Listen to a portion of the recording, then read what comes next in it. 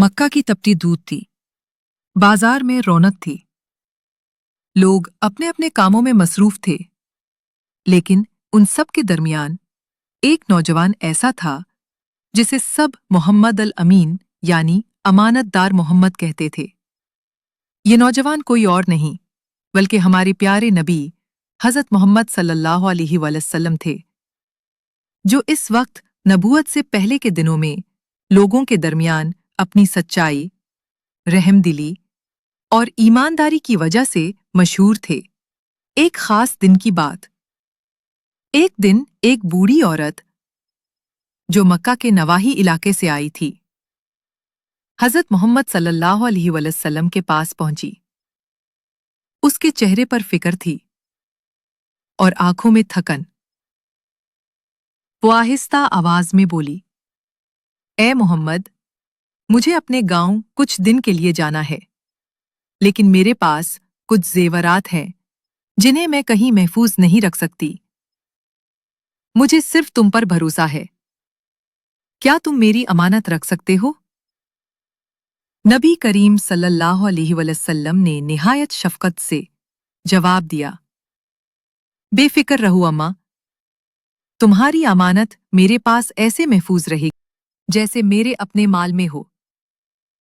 औरत ने दिल की गहराई से दुआएं दी और एक छोटा सा कपड़े का पोटला हज़रत मोहम्मद सल्लल्लाहु अलैहि वसल्लम को थमा दिया, जिसमें चंद सोने की बालियां, एक अंगूठी और कुछ दरहम दीनार थे। वक्त गुजरता गया। चंद दिन, चंद हफ्ते गुजर गए। औरत की वापसी का दिन आन पहुंचा। वो थकी हारी गर्दालूद रास्तों से होती हुई मक्का पहुंची। जैसे ही उसने बाजार के किनारे वही मकाम देखा जहां हज़रत मोहम्मद सल्लल्लाहु अलैहि वसल्लम का मामूलन बैठना होता था, उसकी आंखें खुशी से चमकने लगीं।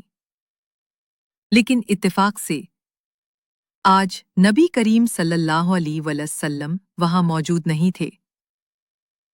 वो औरत लोगों से पूछने लगी, मोहम्मद कहाँ है? मुझे उनसे अपनी अमानत वापस लेनी है।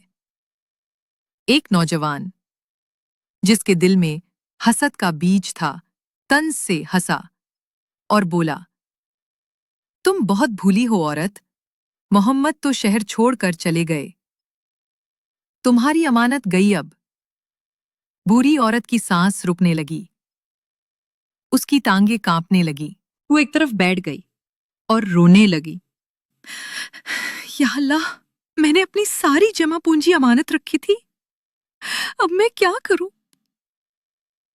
लेकिन सच कभी छुपता नहीं। कुछ ही देर बाद नबी करीम सल्लल्लाहु अलैहि वसल्लम वहां पहुंचे। आप सल्लल्लाहु अलैहि वसल्लम ने जैसे ही औरत को रोते देखा, फौरन तेज कदमों से उसकी तरफ बढ़े। अम्मा, क्या हुआ? औरत ने आंसू भरी आंखों से कहा, बेटा, मैं तो समझी थी तुम चले गए। किसी ने कहा कि तुम मेरी अमानत लेकर चले गए हो। नबी करीम सल्लल्लाहु अलैहि वसल्लम की पेशानी पर नरमी का नूर फैल गया। आप सल्लल्लाहु अलैहि वसल्लम मुस्कुराए और आहिस्ता से बोले, अम्मा, सच बोलने वाला और अमानतदार कभी किसी का हक नहीं मारता। आओ, अपनी अमानत ले लो। आप सल्लल्लाहु अलैहि वसल्लम घर गए और वही पोटला लाकर औरत के हाथ में रखा। जेवरात वैसे ही चमक रहे थे जैसे दिन वो दिए गए थे। औरत ने अपनी आंखें बंद की और अल्लाह का शुक्र अदा किया। फिर वो बोली, ए मोहम्मद, तुम जैसे लोग बहुत कम होते हैं। तुम पर भरोसा करना गलत नहीं था। तुम वाकई सच्चे और अमानतदार हो। ये सच्चाई, दयानतदारी और वादे की पासदारी हमारे प्यारे नबी सल्लल्लाहु अलैहि वसल्लम की जिंदगी का खास वस्फ था।